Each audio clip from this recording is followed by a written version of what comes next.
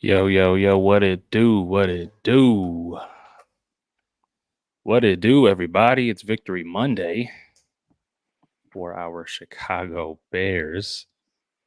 Welcome, everybody, to episode 29 of Bear Down Breakdown. It is our second Victory Monday of the season. And yeah, we have some controversial stuff to talk about. Tyson Bagent, excuse me, coming out and getting us our first home victory dub in over a year. Wow. It's been a minute. Anyway, yeah, welcome everybody. I go by the name of Eli. I'm Dom. And That is me. That is him. It's just the two of us today. Just Dom and E. Just the two of us. Yeah, Bruce couldn't make this episode, so he'll be here in spirit Shout out, like he Bruce. always is. But yeah, thank you to everyone who was joining us live. If you are joining us live, we appreciate you so much. Go ahead and hit that like button, whether you're on Facebook or YouTube or however you're watching. Hit the like button, share it, subscribe, do all that good stuff. If you're listening via audio podcast a day later, we appreciate you as well. Go ahead and hit us up with a rating and whisper some sweet nothings in a review as well. We'd appreciate it. Something in my throat. I don't know. Let's pause. Whoa. Whoa. Yeah, it's been a weird Monday, but for multiple reasons, not just this weird Victory Monday. This is like one of the I weirdest know. Victory Mondays I've. It feels so weird. Yeah, it's very strange, but I'll take it. I'll take it. Whatever. Anyway, before we talk sports, like we always do, we just like to give a little check in. So, Dom, how you doing, bro? What's going on? I'm good, man. Not too much. Yeah, Just living. just living another day, another Yep. dollar. Yes, sir. Blessed to wake up. Yeah. How about you? What do they call it? Eat, sleep, pray. Is that that corny sign? Eat, pray, love. Eat, pray, love. Yeah, there you go. Eat, pray, love. Yeah, that's my motto. I've seen it Nah, framed over some girls' beds. I've definitely yeah, seen that one. yeah. It's where you buy a Hobby Lobby. Yeah. Yeah, I'm good, man. I'm good. I had my first parent teacher conference today Oh. with my son's teacher. He's in kindergarten. Hopefully better So reports than I used to get. I dreaded those.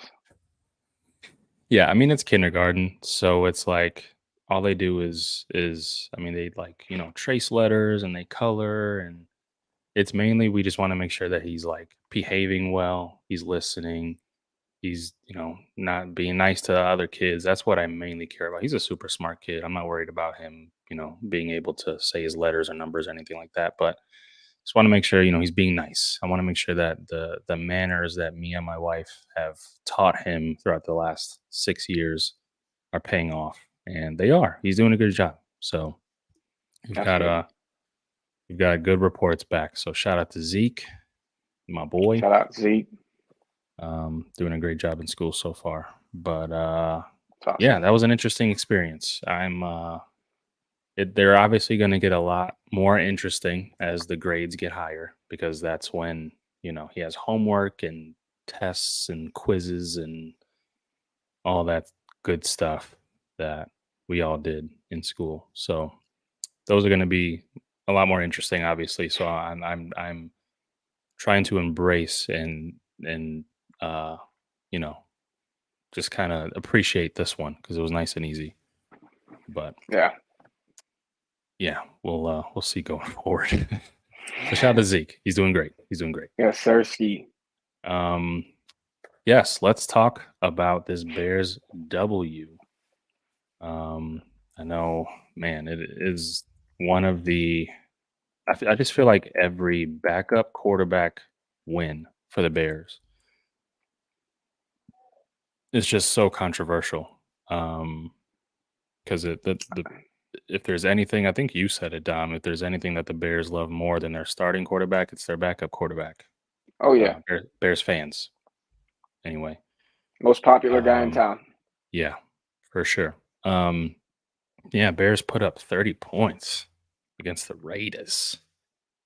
Um, let's talk our boy Tyson Bagent because he's obviously the most talked about topic in probably all of Chicago sports right now. And I mean, he's one of the hottest topics in the NFL in general, just because of his story. Undrafted free agent out of Shepherd D2 college. His dad is the Michael Jordan of arm wrestling, basically. Um, so yeah, it's such it's a cool story, to be honest. His background. I know the NFL loves cool stories, so they're gonna eat this up like hotcakes. But yeah, Tyson Bagent went 21 of 29, 162 yards, one touchdown, zero interceptions. He was only sacked one time. Had a passer rating of 97.2. Again, this is his first start. Undrafted free agent. They said a year ago he was playing in front of like 2,000 fans. And this past Sunday, yesterday, he played in front of 60 plus thousand. So huge jump. Um, Obviously, he got rid of the ball super quick. He did a lot of things that Justin has shown that he can't he either won't do or can't do consistently. He went through his reads. He gave his guys a chance in terms of getting the ball out to guys to make plays. He got the ball out quick. His internal clock in the pocket was um, seemed very consistent and very stout. He didn't hold the ball too long. He either got rid of the ball or he was out of the pocket like that. Um, and it wasn't anything flashy. It wasn't any explosive plays, but it was very efficient. Um, I liked a lot of stuff that I saw from Tyson. But what do Don? What do you think about Yeah, his performance?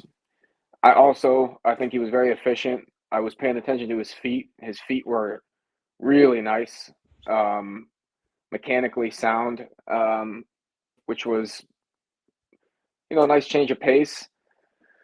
And one of the things that I wanted some questions answered, and one of the things that I still didn't quite get an answer to was because this game plan looked very similar to the Green Bay game plan early on, like the horizontal game. Um, is this something that gets these schemes up for Justin and he just can't do? Or is this or won't do, like he holds on to the ball too long looking for the home run? And so this kind of game doesn't work with Justin. Like this type of game, you need a Tyson Bagent. Like that works better if this is the game you're running. So does Justin fail to do that, or does Getsy change the game plan, or both? So that was one of the things that I noticed. And then the other thing is, look, I got to see Bagent do it again. So Hmm. it's his first game. It was impressive for a first game. But Justin did well against bad defenses as well.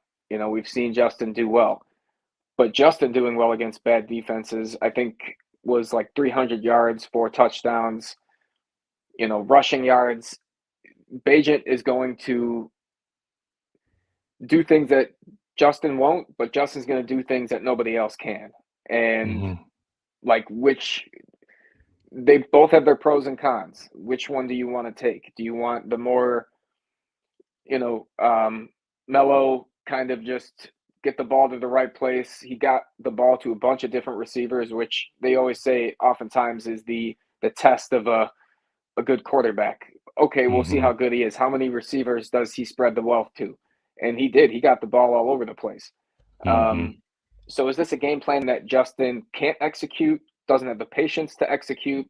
That's one of those questions. But um, in the end, they took different routes, but they both kind of get to the same place. Because when Justin does well, he can do this kind of thing too. It just looks different. Now, can Bagent do this consistently? That's my question. And we're going to get to see it, I guess, against the Chargers. I thought for sure that Justin's thumb would be feeling a whole lot better by about halftime. And they went Mhm. out today and basically announced Bagent starting Sunday. That surprised Yeah. me. But, I was impressed. I thought he would throw more interceptions. I was in the comment section in videos all week. I was like, look, he's got a case of the efforts. He's going to throw picks. That's how I saw him, was a pick machine. Um, he held on to the ball. And one of the things that I really liked was his press conference, his demeanor, his attitude. Whereas Justin, you're going to kind of get a gloomy, sullen, robotic press conference. He says all the right words. He doesn't say anything snarky like Cutler used to, but you don't get the sense that this is a guy that has the answers. He seems frustrated, like he doesn't want to be here, and he's waiting for everybody else to get better around him. And I know he's putting in the work. I'm not even insinuating that he doesn't, but that's the Mhm. vibe it gives off. Whereas Bagent Mm. seemed like he was more upbeat. He was peppier. And again, not to say you have to be peppy or upbeat to win games. You certainly don't. But I think that kind of thing, why we're seeing the Chicago media, the fan base really rally to him, is that kind of thing. With this stuff to the crowd, with his press conference, his demeanor, um, that kind of stuff is infectious. Do it again though. Throw for over 200 yards. Throw a couple touchdowns. Throw a ball more than 10 yards downfield. Then I'll be sold. But as of this point, um, he did what a very good backup should do. Mm. That's a good point. I also think it's a lot easier to be upbeat at a press conference after a win. I'm wondering what his press conferences will look after a loss. Definitely. So But even after a win, Justin is yeah, he's very stoic. Justin's very stoic, and I think Justin's I think he's been scarred by media, and this is even before like what happened this year with the whole throwing his coaches under the bus kind of thing. I think he's been scarred by the media in the past, so he doesn't like to give the media a whole lot. He doesn't like to show his emotion towards the media because he feels like it'll get misconstrued either way. So I can understand Justin from that point. I feel like if I was a player, I would kind of give off that same vibe. But yeah, no, I agree that there's something about Tyson's energy that is a lot different from Justin, and it's something that I wish Justin uh, would give off more of, like energy, like even big during time. good plays, like. You You heard it from Chicago Bears media during the training camp how much energy that the Bears offense didn't have. And it was completely opposite for the defense. After the defense would make a good play, an interception, a sack, or whatever, they would be hopping around, dancing, celebrating. The offense just kind of looked dead, and I could see it. During the preseason, during the regular season, like it just seems like they don't get as hype when Justin is in there playing quarterback. And I completely understand the stoic mentality. I don't want to get too high when I'm doing good, and I don't want to get too low when I'm doing bad. But at some point, man, you gotta that energy is like you said, it's contagious. It like spreads around. It definitely, I would like to think, has an effect on the way the other 10 guys around you play. So I completely agree that there's just something about Tyson Bagent in terms of that aspect that brings a different, probably a lot fresher, um, style of play to the rest of the guys in the huddle around Tyson. yeah. Um, but yeah, I, it was definitely a game manager type game plan, obviously from Luke Getzey. Tyson Bagent got a lot of help from the defense, who played really well. Jalen Johnson played his ass off, and also got a lot of help from that running game. I mean, Deontay Foreman, dude. It Deontay Foreman honestly cannot be inactive. I don't know how It he ever was. it makes me Um, question the coaching staff. yeah, How is this guy on the bench? no doubt. I mean, he had when he was activated last week, he had a couple rough plays. Obviously, he had some missed blocking assignments in the past game. He had a fumble, um, but I think those were just it was just a bad game for him. I think this is more of the guy that the Bears thought they were getting, and us fans as well. Like I was very excited for uh, when when the Bears signed him. I thought it was going to be like a three-headed monster in the running back room with him, Roshan, and Khalil Herbert. And I think now you definitely have to incorporate that somehow. I think Luke Getzey doesn't do a very good job with uh, spreading the wealth with his running backs. I think he does this weird thing where he wants to put Khalil Herbert in for a whole series. Like that, this is your series, Khalil, and then he'll put in Roshan for a whole series, and then Yeah, he'll sprinkle a little bit of the other guys, and it's like, nah, dude, like give Khalil a couple of carries, wait till he's out of lungs, and then put in someone fresh right after that, fresh legs. It's like pass rushers. That's why you put in a new pass rusher that has fresh legs to get after the quarterback. Do the same thing with running backs. Why not? I think You have there's a three perfect. good ones. You got honestly, Darrington Evans was really good too. Hmm. Travis Homer was really good. I mean, but what I would do, you've got a couple guys that are thumpers, you've got some thunder, and you've got some lightning. And I mean, if assuming Deontay Foreman's healthy, he would be my first play of the game. He's the guy out there. I like how he plays. I know he doesn't catch very well. I know he doesn't block very well, but I'm talking about like if you are going to run the ball and you're trying to establish a tone, he is a tone setter because I mean, dude, he was awesome. He got me fired up. And, you know, start with him. And when, he's out of gas or, you don't want him to take too much punishment, Khalil Herbert's, he's a change of pace guy. He's not, in my opinion, he's not an RB1. He's a good changeup, you know, he's a great running back, but Yeah. I would have him more of a change of pace, like a lightning to Foreman's thunder. Yeah, I honestly I don't think any of these guys are RB1s, but that's why I think Ryan Poles signed these dudes and drafted Roshan Johnson because he envisioned a more balanced running back room in terms of usage on the field. And I think Luke Getzey has struggled with incorporating that. And I just wish I hope and pray to God that once that running back room is completely full, you got Khalil back, you got Roshan back.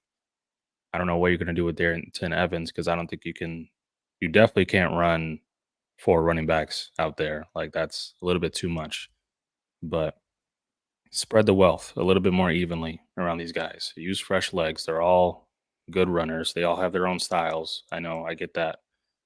Um, but another thing that I think helped Tyson Bagent a lot in this game plan is, man, they seem to run less shotgun in this game and a lot under center. I saw a couple of I formations, which, by the way, I have not seen. At least I don't remember ever seeing that with Justin. Like an I formation, you got blasting game behind Tyson, running back behind him, and you're just running straight up the gut with your big guys. And I wanted to see more of that with Justin.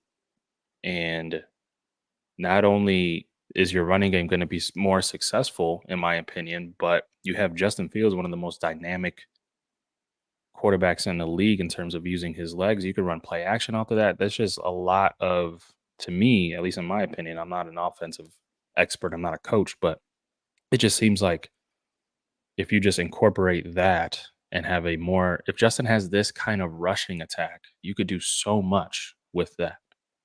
And it definitely helped out Tyson a lot in this Yeah. game. But yeah, that's just what I've noticed in terms of the game plan. They didn't ask him to do a whole lot. I think his longest pass was like 13 yards or something like that. Yeah, Um, he was not going to give the defense a chance to get to him, and he was going to, the couple times that it required it, he got through his reads, but I mean, he was not throwing the ball very far. He was doing that, San Francisco yak yards, screen game, end around, mhm. for sure. Yeah, it was and credit to Tyson, man. Like I said earlier, his his internal clock, like if even if Luke Getzey did call a play for for something to be downfield, if Tyson didn't have it, he was out of the pocket, like out. Now there were some times where, man, is it just me or why don't these quarterbacks step up in the pocket? Because even Tyson did it a couple times where he was like drifting back. I'm just like, dude, step up. Just step Yeah, up. What are these coaches doing in terms of, because I haven't seen Justin do it. Tyson doesn't do never. it. Justin None of these never does it. quarterbacks like literally let that DN run right past them. Just step up in the pocket. You have a clean pocket in front of you. Step up, reset your feet, and let go of the ball. There was a couple of times that I thought Tyson could have done that, but no, I credit Tyson for getting out of the pocket and at least not taking sacks. He had one sack the entire game, and that's something you love to see because he gives your offense a chance at least. And that man, that third down throw to Tyler Scott, I forget when in the game it was, but I think it was early in the game. I think it was in the first half, and it was like a 3rd and 7 or 3rd and 9 or something. And it's going around on Twitter that Tyson Bagent had a no look pass. I don't think it was a no look. Um, but anyway, I don't have the film to kind of prove otherwise. But he went through his reads beautifully. He looked right, wasn't there. Looked left, wasn't there. Looked in the middle of the field, and the middle of the field is the part of the field that Justin has not attacked at all. I Yeah, talked about it last week. he hates it. It's it's just something that he's very scared of, like, he's allergic to the middle of the field for some reason. But he hit Tyler Scott in the middle of the field on a beautiful throw. It was beautiful execution. Went through his reads. He even had and something that probably Justin would have done. He had Deontay Foreman on a check down on the left side. He was wide open. But instead of taking that, he took the wide open option in the middle of the field, and it was impressive. Impressive stuff from a rookie undrafted QB. Yeah. Um, let's see. We have some comments here from our guy Alex, and let me see. Yeah. So the question is, with the offensive line playing so well, is the offense better because of Bagent or the O line? Here's the thing. This offense seems to be bipolar no matter who's in at quarterback. It seems to just like it doesn't matter. And the O line is sneaky good. That's the weird thing about this O line. Like if you really look at the numbers, because they would say this last year too, because everybody's like, oh well, Justin's running for his life. He's got a terrible O line. Numbers wise, they're really not that bad. And I think the Hmm. same goes for this year, where it's like they're like low key kind of good, and it's like surprising how good they are given how much turnover there is and how guys move around and their insistence of trying Whitehair at center over and over again. But when you put Tevin Jenkins in there, it just seems like it takes a step up. He's a beast. Um, so it's another chicken or the egg thing. It's a Fields Bagent. Like, is this a game plan that Fields doesn't run or can't or doesn't want to? I don't know. I really Yeah. don't know. Does Justin have the patience to do what Bagent just did, or would Justin get antsy and want to throw nukes? Yeah. I mean, he's the only thing I can speak on is what I was based off of what I've seen. And I have not seen Justin with this kind of efficiency. I mean, he was 21 of 29. Like, uh, man, I forgot who gave out the stats. I should have. Uh, I should have screenshotted it, but I believe, if I'm not mistaken, and I can't even give out credit because I didn't screenshot it, so I apologize whoever put these out. But they said that Tyson Bagent in this one game, his completion percentage is better than 19 of the 20 games that Justin Fields has played under this coaching staff. Only one other game did Justin have a better completion. Only one game did Justin have a as good or better completion percentage than Tyson Bagent had in this game, and that kind of speaks volumes. That was what, the Um, Denver game? Probably, Because that's the game he was like breaking records, and like he was like yeah, 24 of 25, and the only incompletion was a Hail right, Mary. yep, yep. That probably was it. Yeah, So, uh, to answer the question, like I don't think it was the O line. I think it was the different style at quarterback, yeah. honestly. And to answer the question, I completely agree. I think you have a quarterback that can get rid of the ball and have the internal clock in his head to know when to either get rid of the ball or get out of the pocket. Helps your O line out a lot. And I do think that this offensive line is a lot better than the sack numbers uh, have shown. And don't get me wrong, there's definitely been plays where the protection was blown and it was just they were confused up front or who to block who, big on big, little on little, but it wasn't like that. You had Cole Komet blocking defensive ends, and like the last game showed that. I know Tyson Bagent was under pressure in that game as well. Not this past game, but the one where Justin got injured against Minnesota. But yeah, I completely think that it was a result of Bagent just being more efficient, and getting that ball out quicker. Uh, and then Alex also asked, will Fields rise up to meet the competition Bagent is bringing? When you are benched, the message is clear. Quote, I must play better than the guy that took my spot, end quote. Um, I don't think that's a hard question to ask because Field hasn't been benched yet. And I know Bagent's only playing because Fields got hurt. But I guess this is a good transition to the question that I wanted to ask you, Dom, because I know it's a hot topic on all Bears media, whether it be Facebook or Twitter or whatever. But do the Bears have a quarterback controversy on our hands? I know you said you wanted to see Bagent do it again. Let's assume that he plays well against the Chargers. Whether they win or they lose, they're going to against a really good quarterback in Justin Herbert. So, the defense might not play as well. They might score 30 plus points, and the Bears offense might not be able to catch up. But if Bagent does play well, again, for the second game in a row, do the Bears have a QB competition on their hands? Um, you know, it's like fivefold. A, do they win? Because I think winning makes a big difference because Justin has not won a lot around here. So if you're like, look, this kid's been in for 2 weeks and he's won 2 games, that's like more than half Justin's won in 2 years. So that factors into it if they win. And then how well does he play? How well do his receivers play? Does he spread the wealth again? Because if he has another game where he doesn't throw it very far, under 200 yards, he's really just a game manager.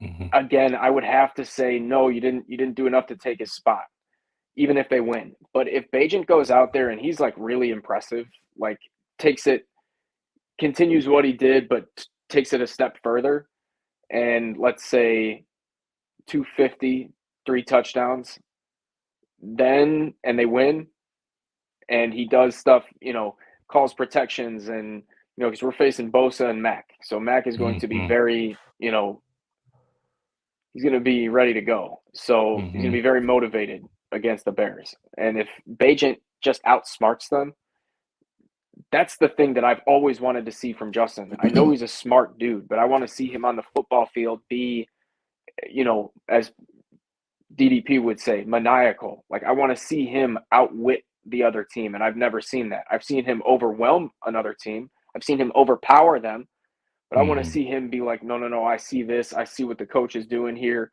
No, can't, whatever, and do his pre-snap and outsmart them. Mhm. That's where I really think that you would see a quarterback controversy where it's just like, look, man, it's clear this offense. I, Let me rephrase it. If he makes it clear, like, look, this offense looks totally different. We've been struggling for 2 years straight. We've been floundering. And now this kid comes in for 2 games straight and it looks like a well oiled machine. Um, if if he does that, then yes, there's a quarterback controversy. But Mhm. he goes out there and just kind of, you know, manages the game again. They lose or they win by just barely, then no, I don't think so because at that point, Justin hasn't done enough to lose his job, and I don't believe in the you don't lose your job from injury. Yes, you can. Mhm. Oh, Absolutely, yeah. you can. Yeah, you can. So, um, you know, he'd have to be what he did this week, but and then some. And if he does Yeah. that, though, then yeah, Yeah, man, I would love to be like a person in the locker room that could read minds because I know that I know that this team loves Justin Fields and I know that he's a great leader. He's a great person in that locker room. I know guys speak super highly of him, but when you have a guy who executes this offense in a way that spreads the wealth around, spreads the ball around, you're an offensive lineman that knows that your quarterback is going to get rid of the ball or escape the pocket. I'm just wondering what they're thinking. Like, I'm wondering, not that they have any input on who starts, but um, I'm super curious. But yeah, I agree. I think, uh, especially since Matt Eberflus came out today and said that Justin's our starter. Um, I think that speaks volumes in terms of if they were to go back on that. What does that mean for the coaching staff? I mean, this coaching staff is already terrible, but if Matt Eberflus were to go back on that, then it's like, I think it um, says a lot that they announced that Bagent's starting essentially on Monday. That's you to me think like it's very, very telling. in terms Be- of, because like right before the game, and what was it, Saturday, he was like, yeah, he's getting his grip strength back, like we don't need surgery, he's feeling better, and he's getting his yeah, grip strength slowly but surely. I thought they were going to wait very, very last minute to announce whether or not Justin would be starting or not, and maybe they still will because he's doubtful. But I just thought that mhm, I got an ESPN notification today that essentially Bagent's starting. yeah, And I wonder if it's like, Flus and Poles had a conversation, and Poles is like, let's let him get his thumb 150%, hmm 160% before we put him back in there. Because I wonder if they're thinking like, we got to get a good look at this kid that looked differently than Justin has been able to make it look.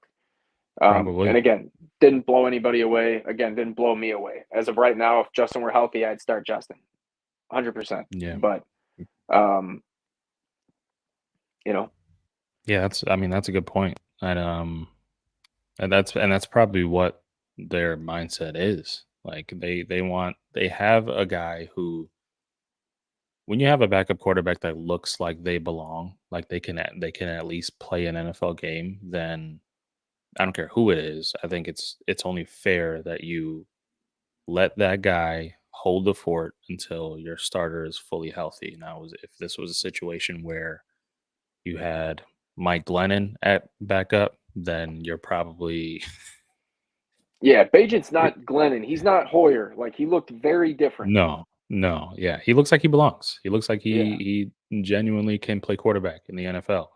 yeah, Um, but I think when you have that at backup, when you have a good backup, it gives you the privilege of, making sure your starter is like fully healthy, 100%, 110%, 120% healthy before you put him back in. And it also, I think you're right. I think the fact that he is a rookie, the fact that um, you want to see what this kid has because you still have a big decision to make on Justin. You have you're going to have potentially 2 top 5 draft picks uh, in this year, this upcoming year, yeah, you want to make sure that you want to see what you have in Tyson Bagent and see what he can do, um, not only in back-to-back games, but now he's going to be on the road in Los Angeles. Although I feel like there aren't Charger fans aren't like they're not going to fill up that Such stadium. no, it Um, was majority Steelers fans on Sunday, so yeah, and I feel like there's it going to was be a a huge mistake. ton of Bears fans Oh yeah, over there. But still on the road, he's not in a comfortable spot. It's going to be prime time, so you're under, the bright lights of Sunday Night Football. Uh, it's going to say a lot about Tyson and whether or not he can remain, um, you know, uh, what's the word I'm looking for? Like poised and poised. Yes, thank you. yeah. Poised. Whether or not he can remain poised and still look like he belongs. Because I mean, this Chargers defense, I mean, they're not game breakers, but they have some damn good players on that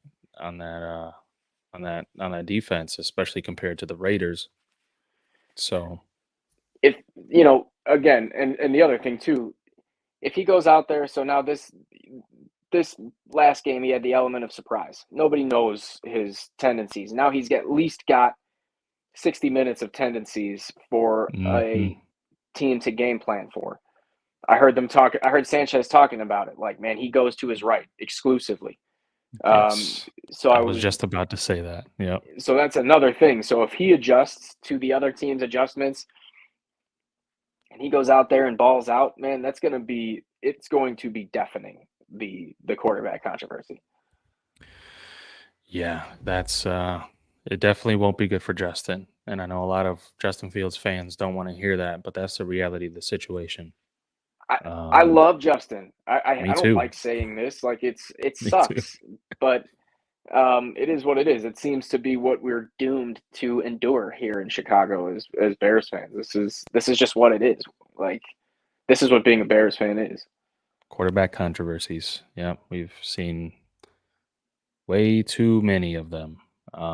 You had Jay Cutler and McCown, yeah, Josh McCown. You had Trubisky and Nick Foles. You had Rex now and you got Orton.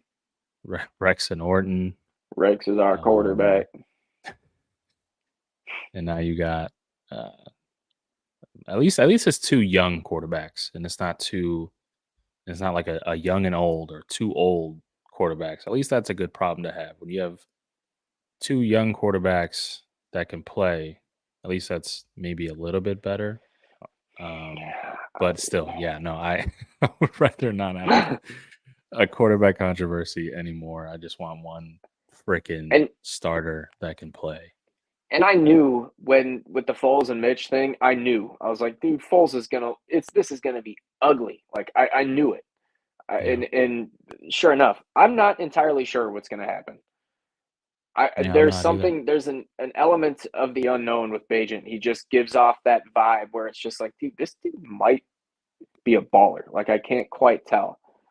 And I'm normally the biggest sucker for arm strength. Like that's why I love Justin. He's got in cannon, and I love it. And it's that's why I loved Cutler, and I love a quarterback with a strong arm. And the talk about Bagent's been, oh, he's got a weak arm. I'd love to see him kind of cut it loose a little bit, but this I didn't see anything about him where I was just like, wow, he's got a noodle. Like I didn't. Yeah, I mean, outside of that game-ending interception that he had last week, He didn't that get was tipped kind or of a that no. game. He tried to he tried to give DJ Moore a chance, and it was just like a duck. So That's wild to me. Like, how are you 6'3" and like that's crazy to me. I know, And not I have know. a bazooka. Like, Yeah, I agree, but I mean that was part of his scouting report, I guess, was and it's weird because they said that he puts great velocity on the ball. Like if he needs to throw a mid-range like just strike, he can do it. But if he needs to throw the ball 40, 50, 60 yards, it just like hangs up there like a punt. It doesn't make any sense. But hmm. um Well, yeah, well and Oh, go ahead. We're so used to Justin, who's honestly, I feel like his arm strength is underrated. Like, Oh, I it don't know of is. a quarterback that's got a stronger arm than Justin Fields. Yeah, I You guys mean, might have maybe. throw a prettier ball, Yeah, might be a better or not or like a better thrower of the football, as they say. Like Justin can't really fling it and sling it like Mahomes, but I don't think there's anybody. yeah. Maybe I think Richardson up in Indianapolis may have a stronger arm. I've seen that kid flat foot a 60-yard bomb, like not even step into it, just like this, like with his feet flat and just 60 yards. That man, kid I'm has so bummed he an went absolute down. cannon. Yeah, I So know. Me bummed. too. Me too. Um, but yeah, Alex also said that competition is good, and this is a good thing for Fields. I can agree to an extent. Um, I think. Depend. Go ahead. Go Sorry. ahead. It it depends on the mental makeup of that player. Like I think Yeah, it could be detrimental to a certain player, and then it could light the fire of another one. So I feel like a guy like Bagent, you'd get the best out of him. Guy like Justin, I'm not so sure.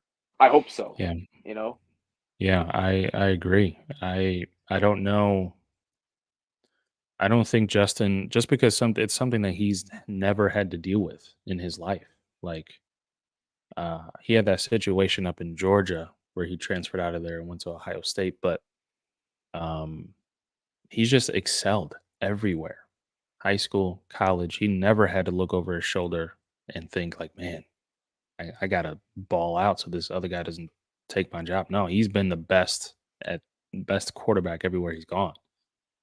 So yeah, I don't know how he would react to that, but maybe you never know. I don't know Justin personally. You might light a fire under him. I have no idea, yeah, but absolutely. I mean, and you're playing for like $40 million a year right now in terms of his extension as a first round quarterback, and if that isn't enough motivation for you to ball out, then I don't know what else is. Like you're looking to get your fifth year option picked up, which is about I think 25 million or something like that, and then an extension that's going to get you just the biggest bag. So I Paid. don't. Yeah, like we're talking about like what is Daniel Jones making 40 a year, and he's in the middle pack of that.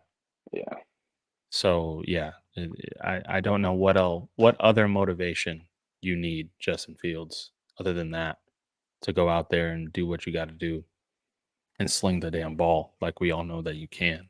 But um, yeah, it's going to be interesting this next week, and obviously how Tyson plays and how that affects this coaching staff. Because I mean, this that's another thing that I think um, people aren't talking about is this coaching staff. I feel like they have a sense of urgency to them. I mean, they're constantly shifting this offensive line to try to get the best unit out there. They're like just constantly switching things up to try and win games because that's what Eberflus is relying on right now. If Tyson goes out this next week and plays solid, comparable to to this last game, and they win, uh, man, I don't know. I wouldn't do it, and I'm sure Ryan Poles would want to see more of Justin Fields so that he knows what to do with this draft and with the tons of cap that he's built. But if you're the coaching staff playing for your jobs, I don't know. Like that's a tough decision. yeah, That's a tough decision to make. yeah. It is. Um, but well, real quick, is there anything else on this game that you want to talk about, that you want to highlight, that you want to shout out to Jalen Um, Johnson, by the way, who yeah, absolutely. Finally got a two pick picks. six, and yeah, Pay and that man. they asked like, oh, was that kind of a reminder to the organization? He's like, hell yeah. Mhm. I've been trying to get to the table. So, Mhm. it when it comes to him, it depends on what he's asking for, honestly. In my opinion, at least. I'm not a GM, but if I were, that would be, are you asking top of the market? You trying to reset the market? Yeah, no. Because if that's the case, man, I can't go there. But if Yeah, he's being reasonable and like, yeah, he is a very good corner. Is he the best in the league? No. He's the top half for sure, though. if But I he could be struggles to honest, stay healthy. I'm sorry. Yeah, Um, I mean, he's doing what he's doing with no pass rush. Like, yeah, people gotta remember that. Like, he's that's for playing sure. solid cornerback with quarterbacks that have all day to throw. So if you just give that kid some pass rush help, this might be a hot take, but I think he could be a top 5 corner if you give him pass rush help. I see. I felt that way last year, but why wasn't he on Devontae all day yesterday? They had Tyreek on him. Yeah, he's not a following corner, and not a lot of guys are anymore. Like, even Sauce Gardner, he's not a they don't do that anymore. I don't know why, but they don't make them like the Champ Baileys, the Darrell Revises, they just don't have that follow corner anymore, Yeah. for some reason. I don't know why. I mean, that just makes sense to me. Put your best corner on the best receiver and have him follow him. It was always a great Um, battle. It was always a great, talking point. yeah, I miss that. I do Yeah, miss me that. I too. miss watching that. I think maybe Jalen Ramsey is the only other guy that does it right now, but um, yeah, you just don't see that anymore. I wish you did, but Yeah. yeah, I definitely. I mean, it also speaks to paying homegrown talent, paying guys that you drafted, paying guys that develop, and um, I think Jalen Johnson is one of those guys that you should pay because it speaks to your organization. Like, you drafted the guy, you developed the guy, so pay him. And I think it bodes well for players that walk into your building. His health Um, just scares me too. yeah, Him, that's Brisker, true. Gordon, they all get hurt all the time. And if I have a playoff caliber team, or we're like, say next year we're in November, December, and we have these big games that we are trying to win, we're trying to get into the postseason, or got like we're in the postseason. I mean, I don't trust him or Brisker. Like that's what scares me the Yeah, most. They're great players. Holy cow, are they great players? But it's like, yeah, man, Brisker especially. I feel like after almost every hit, Brisker gets up slowly. Like, it's yeah, like, bro, why are you throwing your whole body at the guy if yeah, you're chill a just a piece little. of glass? Yeah, for real. Um, and I love the mentality of just going out and giving it your all, but like, bro, you're kind of you're like plexiglass right now. You're not glass, but you're plexiglass. So Yeah, chill out. yeah. Um, but yeah, any other notes on this game that you want to touch on, that you want to speak on? Any thoughts? Not that I could think of. No. You know, I wonder. The defense. This is one thing. Okay, the defense has kind of been better, obviously, Mm. since Yeah. Eberflus took over. It's Yep. been noticeable, Hmm. and it's gotten slowly better and better. If people are talking about, I mentioned this last week, and Bruce almost threw up. I was like, man, if you don't think Flus coming back is a strong possibility, if not even a likelihood, you're tripping. And Yeah. I think that is looking more and more likely. So, what's your thought there? Yeah, I think it was first off, it was a very smart move for him to not hire a defensive coordinator and just keep that play calling. Because I mean, at this point, it looks like Alan Williams was the problem defensively. Like, Yeah, whatever he was doing on the side that got him into trouble, it looks like that might have been a distraction because that dude was just drawing up some terrible game plans defensively. garbage. Yeah. And I think I think it speaks to just how much Matt Eberflus was taking on that CEO role. and didn't want to, uh, put too much of an imprint on either the offense or the defense, especially the defense. Because yes, it is his defensive philosophy, but I think he kind of like sat back and said, "Okay, Allen, you draw out the game plan. I trust you. You do what you got to do. I'll put my input here and there if you need it, but you do what you got to do defensively. I'm just going to be the CEO. I'm going to sit back in every meeting room and do what I got to do as a head coach." And I think now you're seeing that Matt Eberflus is a pretty damn good defensive coordinator. Uh, and you say what you want about him as a head coach, and I think this last game showed how terrible of a head coach he Terrible. is. Yeah. Is that Clock the management, the, timeouts. the end of that first half? Saving those timeouts like they roll over was insane, man. That blew my mind. Um, yeah, his in-game decision making is obviously still terrible, and I don't think it'll ever change. But defensive coordinator, he's pretty damn good. I Hey, think we just can. I do. think it's safe to say that. Is it pot like the Hawks had Derek King as their head coach? He's still their assistant coach, and he was Mm, their head coach for a year. Like, I don't think that kind of thing happens in football. It's too high profile. But if there was a yeah, way that we could keep Flus as the DC and hire somebody else, I'd be all yeah, about it. But like the fact of the matter is, I'm terrified that this defense looking better is going to keep Matt Eberflus the head coach, and I like Matt Eberflus the defensive coordinator. yeah, yeah. It's definitely scary to me too, but I don't. I think it's going to take more than that for him to keep his job. I think if the Bears end up with 3 wins still, or even 4 wins, I think it's. I think Ryan Poles is going to be forced to fire Matt Eberflus, even if his defense is playing better, because like you have you've got to, right? Like you you win 3 wins, you get 3 wins in your first season, and 3 or 4 in your second. Like that's I'm sorry, that's inexcusable. Like you Oh can't yeah, keep if your he job that way. absolutely. If it stays at 3 or 4, because we're already at 2 wins, so that's what scares me. It's like Yeah, it seems like, man, and the could we schedule go? the schedule looks favorable Yeah. going forward. So I it just it scares me. I foresee more flus. Yeah. Yeah, I mean, definitely. We talked about it last week, obviously, but I could definitely see a scenario where Eberflus keeps his job. It's either a combination of Getsy and Justin, or Getsy or Justin are the scapegoats. Those guys get let go.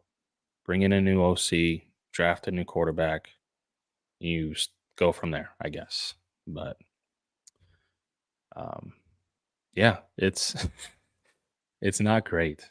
It's not great. It's like the 2 things that we need to happen the most, and that's Caleb Williams balling out, which he has not been, and the defense to be terrible, which it has not been. The 2 things we need to happen aren't happening. So, um, yeah, it's not the best of luck right now. I mean, I say that as if like we didn't just win a game and I shouldn't be happy about it, but But we know that we're not going anywhere. We're not going to yeah, the playoffs. it's We're not. So like I'm winning a game, it's like so. yeah, that's where I'm at. I'm really trying not to miss the forest for the trees, and a lot of Bears fans will tell you otherwise, like, "Just enjoy the win. Just enjoy the Well, win. It's Victory Monday." there is that part of me exists too. Because yesterday when I'm watching that game, like I'm excited. I want them to win. I can't not. Like it's when I'm Right, watching it's the game, like that's how I am. I can't. I would yeah, never root for them to lose. It's just it's not in my DNA. But now when you think about it and you've got some time to step back, it's just like, okay, so what does this big accomplish? picture. Because if Yeah. you look big picture, this gets you more flus, and I'm not sure I want more flus. In fact, I'm sure I don't want more flus. Yeah, I'm flused yeah. out. Yeah, I agree. Um, Again, if there was a world where you could demote your head coach and make him defensive coordinator and bring in Ben Johnson as your head coach and have him run the offense, and either with Justin Fields or with a new quarterback. That would be great, and I would love That'd be that. sick. Yeah. Um, but the reality of the world is that that doesn't happen, and if Flus does get demoted to defensive coordinator, is going to be with another team because he got fired. That's just the reality. Um, but yeah, I guess we'll see how this season plays out. Real quick, let's talk about this Chargers game. Yeah. Sunday Night Football. Uh, you got Khalil Mack's revenge game against the Bears. You got um, what's the Bosa brother? Is this Nick? This is Nick Bosa, right? This is Joey. This is Joey. Oh Yeah. yeah, Nick Bosa's in San Fran. Okay, Yeah. This is the nose. Joey Bosa. Um, who's that other really good defensive player they have as well? Uh, he plays safety. I don't know. Am I tripping? Maybe I am tripping. No, I think they still have him. Anyway, they have two really good defensive players up front. I guess that's all that matters because our offensive line at times has struggled, and we um, definitely want Tyson Bagent to go out and have a solid game, no matter if you're a Justin Fields fan or not. Um, but what are your quick thoughts on this Sunday Night Football game under the bright lights? I mean, I don't know that they're going to have a tougher test than they had, Max Crosby. He's one of the, arguably the best defensive player in the game, up there for sure, That is true. So That is true. Khalil Mack kind of comes and goes, especially at his age, and Joey Bosa is also kind of up there. He's not Nick Bosa, so Mhm. um, it's not like I'm, not worried about them because those two, when you got to account for both of them, that's tough. So, I'd like to see Tyson continue to get the ball out quickly. And, I'm not a big Justin Herbert believer. I think he's kind of like a Phillip Rivers, Kirk Cousins, like pads stats like crazy, but then for some reason just can't get it done. Mm. So he doesn't scare me all that much. He might, now that I say that, of course, just go buck wild, but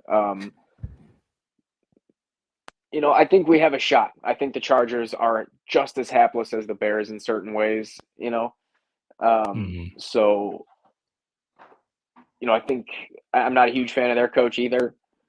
So it's a winnable game. I'll put it that way. Mm. Yeah, the Chargers aren't. They're not world beaters. I mean, they're a decent team. I think Justin Herbert obviously has his games. If there was a get right game for Justin Herbert because they lost two in a row, it's this game. Even though the Bears defense is playing well, but it just seems like whenever a team is struggling, um, especially like a starting quarterback, they go off against the Bears Oh no yeah. matter what. But yeah, I think the key to this game is going to be getting to Justin Herbert. Can you pressure him at all? Because as good as this defensive backfield is playing for us, uh, listen, the Chargers don't run the ball a whole lot. They throw the ball 65% of the time per Pro Football Focus. So they like to pass the ball. So I think this pass rush is going to have a long day. Bears pass rush because even in this game against Oakland, our pass rush didn't do a whole lot. It was that defensive backfield that just like they were playing with their they were playing lights out. Like Jalen Johnson was playing lights out. Tyreek Stevenson had a really good game, but it's not going to be like that against these guys. So you're going against a better quarterback. You have to get to him. I think that's going to be the key. Um, but yeah, what are your predictions for this game?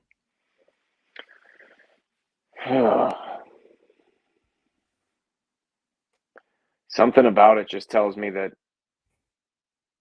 Bagent's gonna Uh oh, kind of show up and show out like bright lights. Because what would be the most? The reason I say that, what would be the most Bears thing, that he right? It goes would out, be the balls out, most and wins. controversy. Yeah. So whatever causes the most controversy and the most turmoil amongst the fan base, whatever polarizes the fan base, whatever draws the most media attention, both negative and positive, that would be that. So my prediction is that Bagent kind of low key balls out and the Bears win in somewhat convincing fashion. So I'd say 31-21, 31-24, maybe. 31-24 Bears. Man. Yeah. And I think, Herbert throws a pick. Um, one of those games, kind of like this last one where the Bears are, they get the juice and, Mhm. there's a big pick at the end and, something like that. Yeah. Because that would be the most Bears thing. What would Mhm. cause the most controversy? What would be the most Bears? That. Yeah, it would. Bears Twitter would be even more of a shit show than it is right now Of course. Like, it's if just that like, happened. it. That would Yeah. be, how could we Bears this up? I know. Agent balls How can out. the Bears just bear? Yeah. Um yeah, so man, I kind of agree with you. Like this is a game that listen, both teams or the Chargers are 2-4, the Bears are 2-5. Um I just think for some reason I have some inkling in me that just thinks that Tyson Bagent just is too cool for school. Like he's just gonna go out there and look like nothing, like this isn't too big for him. And I think Luke Getzey, I almost wonder if Luke Getzey just if his offense runs better with this kind of quarterback play. This a guy that takes care of the football, takes what the defense gives him, uh, and is just efficient. And I think he continues to do that because it's as long as the Bears can run the ball, which I think the Chargers defense you can run on them. Um, I think the Bears offense is going to be efficient. I think they're going to hold the ball for a long time. I think they're going to keep Justin Herbert off the field. Um, and I think if they do that, if they could win the turnover battle, they win the game. And it's very doable. I think the Bears, oh, I think they win. I'll say 28-24. I think it's a close game. But I can see that. man, it's I yeah, I would I'm saying that because I just want to see Bears Twitter just go aflame. Oh, If Tyson Bagent is 2-0 as a starter, Justin Fields is what? Like he's 5 it's and not good. 20 something. Yeah, it's bad. Um so yeah, if Tyson Bagent wins this game, he already has almost half the wins that Justin has had in his entire Chicago Bears career. So, Not um, good. yeah, it's going to be um, chaos in Chicago if we get this dub, and I'm kind of here for it at this point I know. because what Because else? we're toxic Yeah, Bears fans. yeah, toxic Bears fans. That's pretty accurate. Anyway, let's run our uh, rec of the week real quick before we sign off on this episode. Um, and it is just our segment where we just recommend something, anything, TV show, movie, restaurant, video games, because I'm a gamer. So sometimes I'll do that. But yeah, we recommend anything. We try to put you guys on and close out the show that way. So, my guy Dom, do you have a rec of the week this week? I thought of it just now. Um, I would say Okay. if you're not a Blackhawks fan, Mm, check out the Blackhawks this season. They got a new kid. It's not this guy. Wait. what? Not this guy anymore. My my favorite player of all time. I love Patrick Kane, but it is now Connor Bedard. They drafted a new kid. He is the real deal. Hmm. So they're playing tomorrow night. They're playing the Bruins. Probably not going to win, but most nights Bedard is going to do something where you're going to be like, "Holy shit! Like this kid's really good." So give him a shot. That would Mm, just be my, if you are kind of a bandwagon fan, like this might be the time to get on, at the ground level. that's Um, me, by the way. hey, there's nothing wrong with that. Absolutely nothing wrong with it. Yeah, So yeah, I would check out the Blackhawks. I agree. I do love the sport of hockey. I think it's the most fun sport to attend live. Oh, Um, it's a great. I mean, especially at the Madhouse, it's a great vibe. Um, but yeah, when the Blackhawks were bad, I did not watch a lick of hockey, not even a lick. So I am watching now. Kind of what Connor Bedard does with the puck is I like to say he's the Kyrie Irving of on ice. For those of y'all who don't watch a lot of hockey, just picture what Kyrie Irving does with the basketball, how he has that thing on a string. That's Connor Bedard with a hockey puck. It's insane what he does with it. But yeah, I like it. My rec of the week is going to be what I recommend last week. Same thing, but only because I actually played the game and it's Spider-Man 2 out on PlayStation, only PlayStation. So for all my gamers out there, I've had a lot of people ask me, is it worth it? Is it worth it? Yes, it's worth it. It's worth it. It's a great game. They had a